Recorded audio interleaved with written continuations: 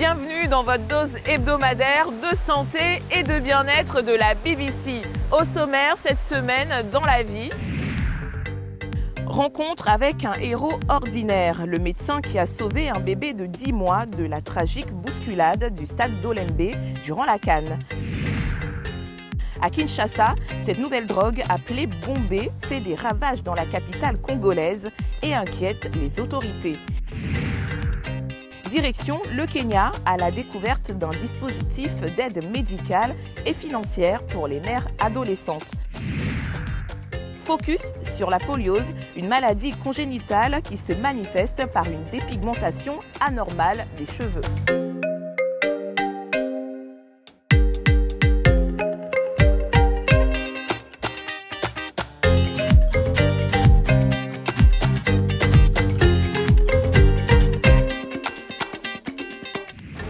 Tous les héros ne portent pas de cap.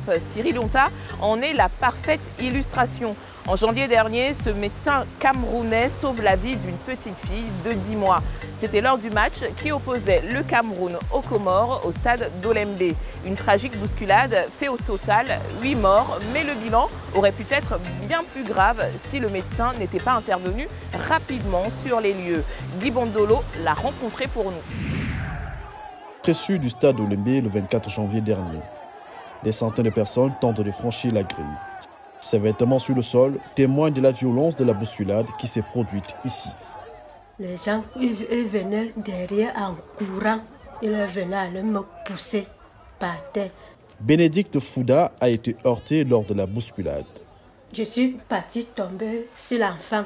Les gens venaient monter sur moi. Quand il a commencé à leur pleurer que mon enfant est où. Heureusement, Bénédicte n'a pas été gravement blessée, mais son bébé l'a été.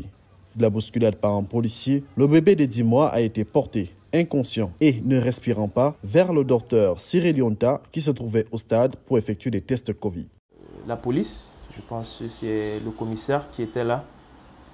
Elle m'a demandé qu'est-ce qu'il fallait faire. Donc je lui ai dit présentement, là, on continue juste avec le massage cardiaque et la ventilation, mais ce que je veux, c'est juste une ambulance. Séparé de sa mère, le bébé a été admis dans un hôpital. La première question, c'était le bébé. Tu as un bébé agonisant devant toi. Alors, qu'est-ce qu'il faut faire pour sauver ce bébé? Voici la porte où s'est déroulée la bousculade le 24 janvier dernier. Aujourd'hui, nous avons une excellente nouvelle. Toutes les personnes qui ont été impliquées lors de cet incident, toutes les personnes qui ont été blessées se portent désormais bien, sont hors de danger, y compris Bénédicte et sa fille de 10 mois qui ont été réunies grâce à un appel de l'hôpital où séjournait le bébé. Le docteur Yonda a noué une relation solide avec la mère et la fille, en particulier après que des tests ont révélé que l'enfant souffrait également de malnutrition et d'une infection pulmonaire. Donc aujourd'hui, la respiration est bonne comparée aux autres fois. Et puis, elle a bonne mine, elle s'amuse. Bon, l'une des raisons aussi, c'est que maman est là. Je me sens bien. J'ai trouvé aussi mon bébé bien. Je dis que merci, tonton.